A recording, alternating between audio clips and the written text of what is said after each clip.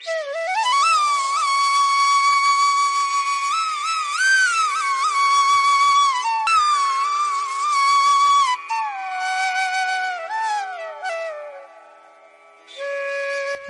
समय पहले की बात है। एक गांव में महिंद्रा नाम का एक गरीब किसान रहता था। उसका बहुत छोटा सा परिवार था।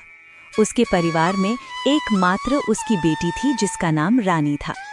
बिरजू ने बहुत ही शौक से रानी को शहर में पढ़ने के लिए भेजा था। बिरजू की बेटी रानी बहुत ही गुणवान और होशियार थी। उसी गांव में ठाकुर प्रताप सिंह नाम का एक लालची और बेईमान जमींदार रहता था। वो अपनी जमीन गरीब किसानों को ठेके पर देता था और उस जमीन के बदले वो गरीब किसान से बहुत ज्यादा कर वसूलता था। जमींदार ठाकुर सिंह बहुत ही ज्यादा लालची था।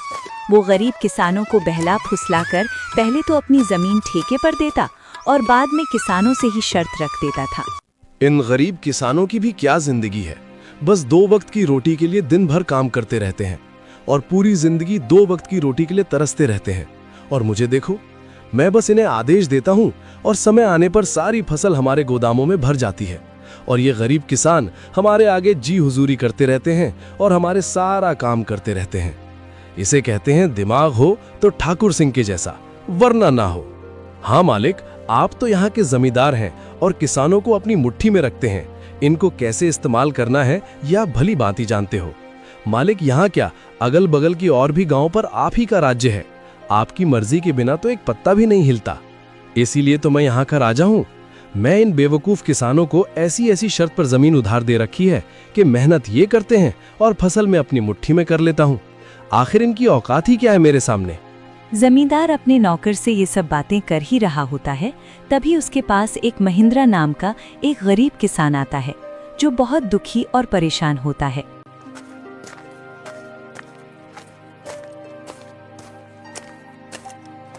मालिक, मैंने सुना है कि आप किसानों को जमीन ठेके पर देते हो।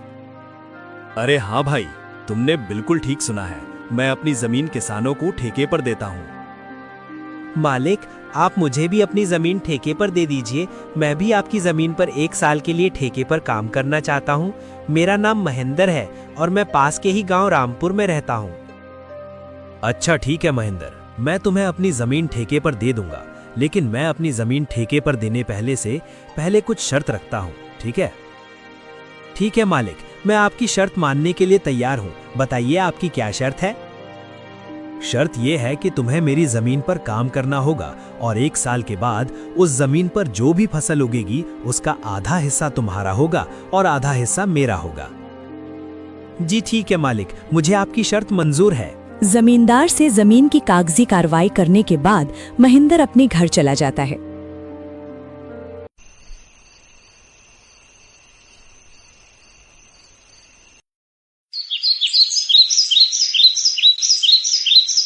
और अगले दिन खेती करने के लिए उस खेत में पहुंच जाता है। चलो, अब जमींदार साहब से जमीन तो ले ली है, अब इसमें खेती करना शुरू कर देता हूँ। उम्मीद है इस जमीन पर अच्छी फसल होगी। मुझे इस जमीन पर बहुत मेहनत करनी होगी, तभी मेरे लिए कुछ बच पाएगा। महिंद्र उस खेत पर दिन रात मेहनत करके फसल उगाता है। कुछ महीनों बाद गेहूं की फसल उगकर तैयार हो जाती है और महिंद्र गेहूं की फसल की कटाई शुरू कर देता है। महिंद्र के उगाए हुए फसलों की खबर जमींदार ठाकुर सिंह के कानों तक पहुंचती है। कहानी सच्ची मित्रता। गांव में एक 12 साल का लड़का आर्यन रहता था। वह पढ़ाई में तेज और दोस्तों में लोकप्रिय था। उसकी एक विशेष दोस्ती थी सिया से, जो उसके पड़ोस में रहती थी। सिया बहुत समझदार और बुद्धिमान थी और दोनों की दोस्ती गांव के दूसरे बच्चों के लिए मिसाल बन गई थी। एक दिन गांव में एक नया लड़का विक्रांत आया। वह शहर से था और नए माहौल में घुलने मिलने में कठिनाई महसूस कर रहा था। आर्यन और सिया ने उसे अपने साथ खेल में शामिल किया। शुरुआत में विक्रांत संकोच में था, लेकिन धीरे धीरे उसने आर्यन और सिया की दोस्ती का असर देखा और वह भी उनमें शामिल हो गया। आर्यन और सिया ने विक्रांत को अपने खेलों में शामिल किया।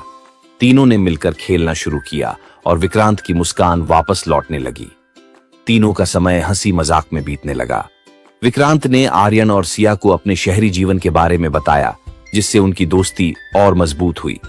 एक दिन गांव में एक बड़ा खेल प्रतियोगिता आयोजित हुआ। आर्यन ने सोचा कि वह और विक्रांत मिलकर क्रिकेट में भाग लेंगे, लेकिन सिया ने कहा, हमें सही तरीके से अभ्यास करना होगा।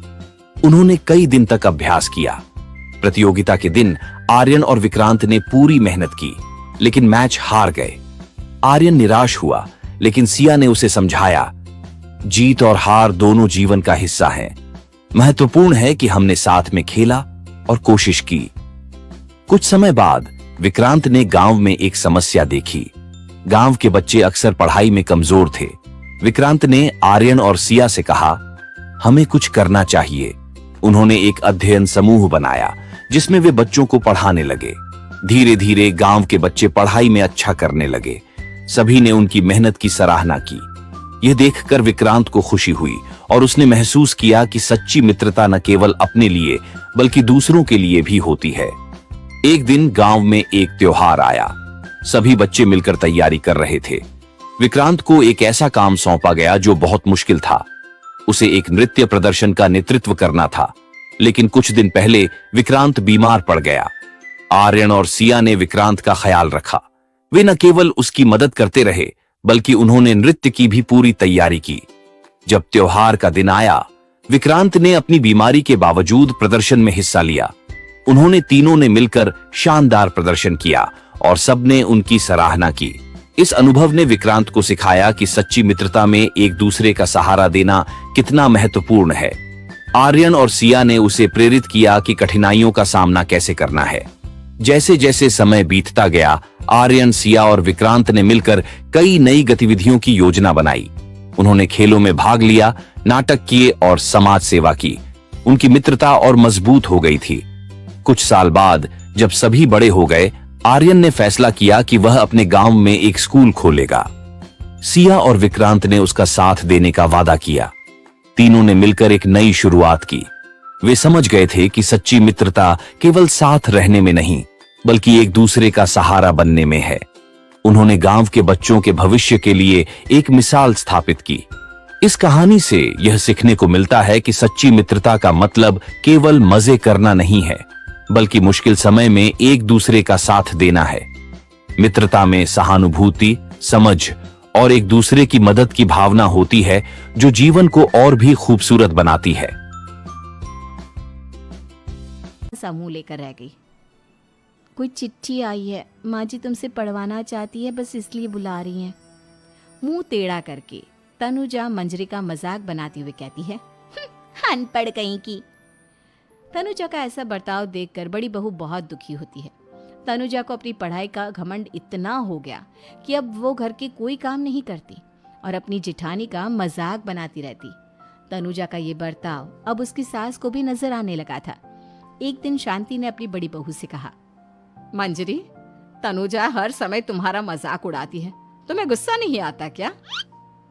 आता तो है माँ जी, लेकिन मैं क्या करूं?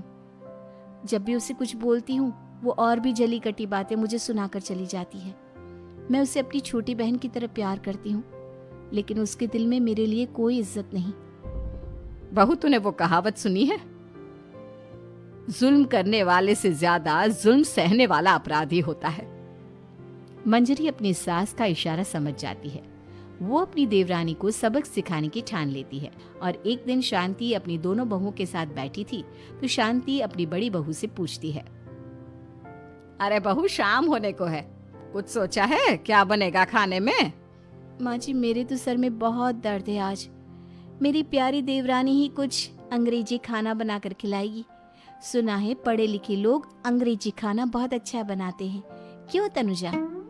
इतना कहकर मंजरी अपनी सास की ओर देखकर मुस्कुरा दी। तनुजा अपनी तारीफ सुनकर बहुत खुश हो गई। इतने में शांति कहती है, यह तो सच बात है छोटी बहू, ये तो मैंने भी सुना है। हम भी पक गए हैं बड़ी बहू के हाथ का खाना खा खा कर। तनुजा, तुम्हारी माँ भी तो तुम्हारे खाने की बहुत तारीफ करती हैं। आज हमें भी खिला दो कुछ अच्छा सा बनाकर। शांति की बात सुनकर छोटी बहू और आसमान पर चढ़ गई, पर उसे ये कहाँ पता था कि उसकी सास और जेठानी उसे सबक सिखाना चाहती हैं। तनुजा अपनी तारीफ सुनकर खुश तो बहुत होती है, पर सोचने लगती है, मुझे तो कैसा भी खाना बनाना नहीं आता। अब मैं क्या करूंगी? अगर मैंने इनको सच बता दिया तो मेरी सारी इज्जत मिट्टी में मिल जाएगी। अरे छोटी बहू, क्या सोच रही हो? खिलाओगी ना अपने हाथ का अंग्रेजी खाना? छोटी बहू हाँ में सर हिला देती है। अचानक से उसके दिमाग में एक आइडिया आता है। मैं इंटरनेट से देखकर कुछ बना लेती हूँ, मेरी वाहवाही पूरे घर में हो जाएगी। मुझे कौन सा रोज रोज बनाना है। माँ जी, आज आप सबको ऐसा खाना खिलाऊंगी कि इतने में शांति छोटी बहू की टांग खींचते हुए कहती है कि पता नहीं कैसा खाना खिलाओगी। ए ऊपर वाले, हमारी रक्षा करना। इतना बोलकर शांति और मंजरी दोनों जोर जोर से हंसने लगते हैं। अब तनुजा रसोई घर में चली जाती है और खाने की तैयारी करने लगती है, पर उसे रसोई घर की चीज़ों के बारे में तो कुछ नहीं पता। जैसे तैसे सारी चीज़ें निकालती है और इंटरनेट पर देखकर खाना बनाती है। कुछ ही देर में सब लोग घर आ जाते हैं। अरे सुनते हो, आज का खाना हमारी छोटी बहू बना रही है। अरे वाह, आज तो फिर कुछ अंग्रेजी खाना खाने को मिलेगा। कुछ ही देर में खाना बन जाता है तो छोटी बहू सबका खाना लगा देती है। इतने में बड़ी बहू कहती है, क्या बात है देवरानी जी, आज तो बहुत अच्छी खुशबू आ रही है। ये बात तो सही कही बड़ी बहू तूने, खुशबू तो अच्छी है। ऐसी खुशबू तो मेरे खाने में भी नहीं आती। सब मिलकर छोटी बहू की बहुत तारीफ करते हैं और छोटी बहू 7वें आसमान पर बैठ जाती है। अब सभी खाना खाते हैं। जल्दी जल्दी दो, अब तो मुंह में पानी आ रहा है। हाँ, मुझसे भी नहीं रुका जा रहा। जैसे ही सोहन एक निवाला खाता है तो उसकी आंखों से पानी आने लगता है। ये देखकर शांति सोहन से पूछती है, क्या हुआ जी, खाना इतना अच्छा बना है कि आंखों से पानी आ गया? सोहन चुप रहता है और धीरे धीरे से खाना शुरू कर देता है। इतने में सोहन छोटी बहू से कहता है, बेटी तुम भी तो खाओ, तुम क्यों रुकी हो? खाना सच में बहुत अच्छा है। ये कहकर सोहन जोर से हंस देता है। फिर सब खाना खाने लगते हैं, लेकिन खाने में नमक और मिर्च तेज हो गई थी। तनुजा से कोई कुछ नहीं बोलता, बल्कि उसे भी खाने को कहते हैं। जैसे ही छोटी बहू खाना खाती है, वो पानी पानी कहकर चिल्लाती है, पानी, इसमें तो पानी। ये खाना तो सच में इतना अच्छा बना है कि हमारे साथ साथ देवरानी जी भी इसके स्वाद को कभी नहीं भूल पाएंगी। सही कहा बहू। तनुजा को अपनी गलती का एहसास हुआ और उसने अपनी सास से कहा, माँ जी, ये मेरी गलती नहीं है, इंटरनेट पर दिखाया था। एक दिन अचानक धर्मपाल के चावल के मिल में किसी कारण आग लग जाती है। जब दोनों बाप बेटे को यह खबर मिली तो वे दौड़ते हुए वहां पहुंचे। मिल के बाहर लोगों की भीड़ जमी हुई थी, लेकिन गांव वालों ने पहले से ही आग बुझा दिया था। धर्मपाल और उसके बेटे को देख गांव वाले कान्हा फूंसी करने लगे। अरे, यह आग ऐसे ही नहीं लगी, यह तो धर्मपाल और उनके परिवार के किए गए बुरे कर्मों का नतीजा है। उन्होंने बिन माँ बाप के उन दोनों लड़कियों को बहुत परेशान किया था। अब देखो क्या हुआ इनके साथ। हाँ भाई, बिल्कुल सही कह रहे हो, मैं भी वही सोच रहा था। भगवान बुरे कर्मों का सजा इंसानों को जरूर देता है। भगवान के घर देर है लेकिन अंधेर नहीं। गांव वालों की बात सुन के दोनों बाप बेटे गंभीर चिंता में चले गए। ज्योति और मीरा के प्रति उनका जो व्यवहार था, वो सोच के धर्मपाल को बुरा लगने लगा। तभी दूसरे गांव का एक जमींदार आया, जिसके साथ धर्मपाल यह चावल के मिल का व्यापार करता था। अरे ओ धर्मपाल, मिल में तो आग लग गई, मेरे पैसे तो सारे डूब गए। तेरे भरोसे मैंने तेरे जमीन में मिल खुलवाकर व्यापार किया था। अब तो मेरे नुकसान का भरपाई तुझे ही करनी होगी। सेठ जी, पता नहीं यह हादसा कैसे और क्यों हुआ, लेकिन आप निश्चिंत रहें, मैं कुछ ना कुछ करूंगा। आप मुझे थोड़े मोहलत दे दो बस। अरे कैसी मोहलत, तेरे साथ व्यापार किया, वही तेरे लिए बहुत मदद हो गई। अब मैं तेरे लिए कुछ नहीं करूंगा, मुझे मेरे पैसे वापस कर और उसके बाद तू अपने रास्ते। सेठ जी, आप ऐसा मत कीजिए। इस मुसीबत के घड़ी पे आप यूं मुंह मत फेरिए। मैं कुछ भी नहीं जानता, मुझे बस मेरे पैसे चाहिए। बहुत मदद कर चुका तुम लोगों की। तुम जैसे लोगों के साथ मैंने व्यापार किया, वही बहुत बड़ी बात है। तुम लोगों के लिए कुछ भी करना पड़े करो, बस मुझे पैसे दे दो। ठीक है, फिर आप मेरे इस जमीन को ले लीजिए। इस जमीन से तो आपका थोड़े से कर्ज चूकता हो जाएगा ना। अगर हो जाए तो मैं आपको कल जमीन के कागजात भेज दूंगा, और बाकी के पैसे मैं नहीं दूंगा क्योंकि आप भी मेरे इस चावल के मिल का हिस्सेदार थे और आपने इससे मुझसे ज्यादा मुनाफा कमाया है। अब इसका पूरा नुकसान मैं अकेला क्यों झेलूं? ऐसा है क्या? ठीक है, तू मुझसे दुश्मनी मोल ले रहा है, देख लूंगा तुझे। फिलहाल तू मुझे अपनी इस जमीन के कागजात भेज दे, बाकी के पैसे तो मैं तुझसे बाद में वसूलूंगा। जमींदार से यह सुनने के बाद दोनों बाप बेटे हताशा और गुस्से में वहां से घर निकल जाते हैं।